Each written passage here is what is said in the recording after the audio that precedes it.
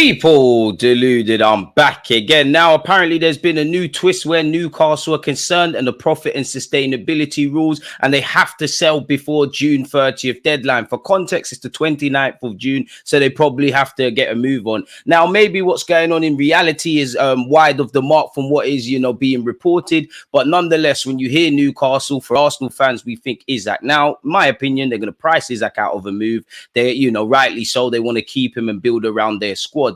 So let's get straight into it. And as usual, big up yourselves for tuning in. Allegedly, Newcastle need to sell before June the 30th to comply with profit and sustainability rules or risk a point deduction. Now, again, how far does that go? Rules are there to be broken, not necessarily with Newcastle, but everybody. And those rumours, in my opinion, are wide off the mark. If Newcastle really and truly needed to sell players, or there was no way around what they're going through, then it would have happened already. And there's probably a bunch of players that they'll look to move on before that's actually the case, people. Allegedly, they were willing to sell Anthony Gordon to Liverpool this week. What a coup that would be. And I mean, Anthony Gordon would be a great player for Arsenal if we were ever interested. He's English, he's 23, and he'd work a treat on that left-hand side. Apparently, he could have went to Newcastle. PSG have allegedly been interested. And obviously, indirectly, while the bulk of this article is around what Newcastle are trying to do in terms of several players leaving and actually bringing in Alanga, people, naturally, Arsenal and probably Chelsea fans will think about Alexander Isak, people, who apparently Newcastle are trying to tempt towards signing the new deal. I think every Arsenal fan would love Isak at the carpet, but rightly so, Newcastle are going to price him out of a move. There's a bunch of players, Elliott, Wilson, etc., and many options they'll explore before they let Isak go, as you saw with Anthony Gordon as well, people. And Bruno Gomares probably not going to get him sold before, June the 30th, probably not going to get him sold for 100 odd million, but I would imagine they would want to keep all of those, but Gordon, Gomares would leave before Isak. Do I think we have a snowball's chance of signing Isak? 100% I don't. And especially where you've seen as low as 80 to 90 million and as high as 150 million. He's got a contract until 2028. That is not deterring Newcastle from potentially renewing his deal. Rightly so. They're building a great project. And as it says here, it will take an astronomical amount to change their stance. And they've let Chelsea and Arsenal, as it says there, let it be known that you need to pay well in excess of 100 odd million for the 24-year-old. You could argue, if he joins Arsenal or Chelsea and he does the business, nobody cares about his price tag. Obviously, he said he's happy over at Newcastle. And assuming Newcastle hold on to Anthony Gordon, Isak, Bruno Gomares, they've been linked with Tomori and a bunch of other decent players. They could build a promising squad. As we know, Newcastle in the next few years are going to be bad news for the traditional top six because they're here to stay, and they're going to build a decent team, people. But yeah, where Isak's concerned, there isn't too much more to it. We've been linked with Leeds United youngster Archie Gray, as has Spurs, Chelsea and Tottenham. Now, he'd be a good signing for Tottenham. He'd be lovely for Arsenal long term. If there was some money, a bit like what I said with Jarrell Hatto, you put the money down and you say, you know what, you stay where you are for a year. He's actually been linked with Bayern Munich. I'd go as far as to say I do think he'll play for England one day. Arsenal, Chelsea and Spurs are set to battle it out for his signature, people. The 18-year-old made 52 appearances last season for Leeds United as they narrowly missed out on obviously promotion back to the back to the Premier League from the Championship. Apologies. He's got a 30 million asking price. Again, I think Arsenal would obviously be interested. He fits the remit of youngsters that have potential to play, to a high level. Obviously, there's long-term resale value and long-term potential. And at 18 years of age, he'd be the hit. And I'm sure he'd listen to Arsenal. But, you sign for Arsenal on paper. You've got Jorginho, Partey ahead of you, potentially Smith Rowe and Fabio Vieira, Declan Rice, Kai Havertz can also play in midfield.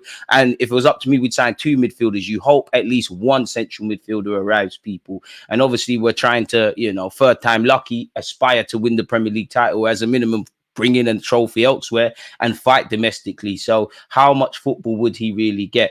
I think everybody's interested in him, probably a bit over it, exaggerating the level of interest from Arsenal, in my opinion.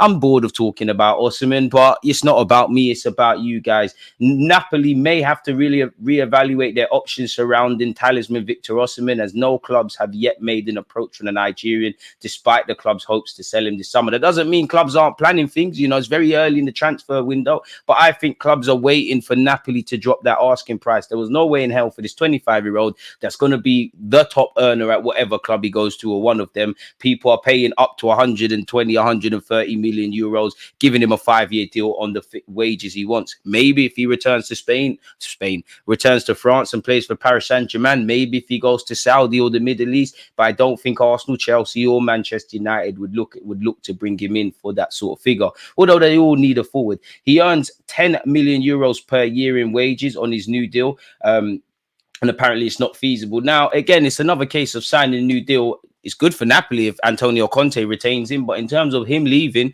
I know he wanted to leave through the front door, not, get an important fee for Napoli. He's achieved history there, but it's put a spanner in the work. So we'll have to see how that one goes. I do think he'll move somewhere in the summer. When and to where, I don't know. We've been linked with Semih Kılıçsoy. Forgive me, my Turkish fans, for mispronunciation once again. The Besiktas 18-year-old has become a regular towards the back end of the season. As it says there, he got 3 assists and 11 goals. Apparently, Arsenal are interested and were looking, and it's even gone as far as to say Arsenal are in constant contact with the Istanbul outfit, but personal terms could be tricky to discuss with the youngster currently with Turkey at the Euro 2024, where, is it Turkey, Austria? I could be wrong, but, Turkey could do something in this Euros. And between is it Kenan Yildiz, obviously Arda Güler, there's a couple of young, decent Turkish players coming onto the fore. I mean, I can't say I know this guy religiously. I know he can play on up front as well as on the flanks. I don't know how far Arsenal are interested. You'd imagine every club is scouting everywhere, people. So we'll have to see. He could have an asking price of 25.4 million and around 15 million up front. I don't know if there is a level of interest in Arsenal and how willing they are to get that deal done, people. Nico Williams, almost as boring as talking about Osimhen. Apparently, Hansi Flick, the new Barcelona manager, is seduced by Nico Williams, and the manager is giving the green light for Barcelona to pursue him. Obviously, he's spoken and kind of played down reports. He has bigged up the interest in Barcelona, and also him and Yalma have talked about potentially replicating what they're doing at international level, at club level. It's well aware that he's got a 50 to 60 million euros asking price, and he's on big wages, the 21-year-old, who, based on the group stages, if we was doing Euros team of the tournament, has to be up there.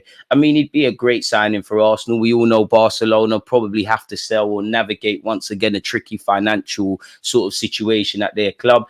But yeah, that's where Nico Williams is concerned. Joshua Zirkzee, apparently Bologna have given him an ultimatum in the hopes that his future can be resolved in the near future.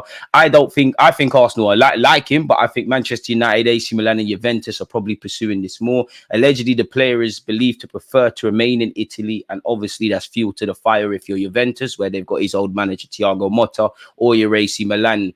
We have heard against the backdrop, people, that the only thing putting a spanner in his works for potentially leaving has been the commission that his agent Kaya Jarupkin is seeking, people. So we'll have to see. But again, it's a bit boring. We know Arsenal aren't going to sign Mohammed Kudus. Apparently, he's got an 80-odd million release clause. Probably should have signed him at Ajax. I would love him at the club. Apparently, he's attracting serious interest from clubs this summer. You'd imagine the Arsenal interest remains, people. I mean, going Manchester City would be amazing, really.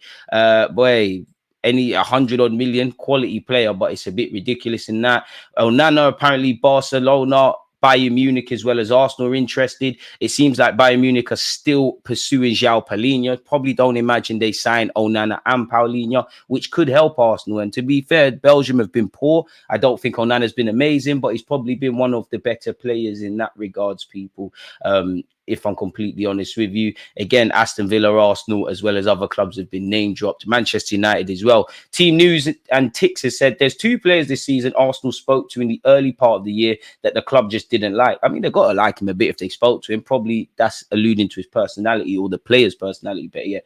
Be it Arteta or other people at the club didn't like them, so them moves never materialized. That's probably more common than people think. Naturally, it's like if you don't like someone in any work in life, you're not going to want to get them in, people. We've gone over that.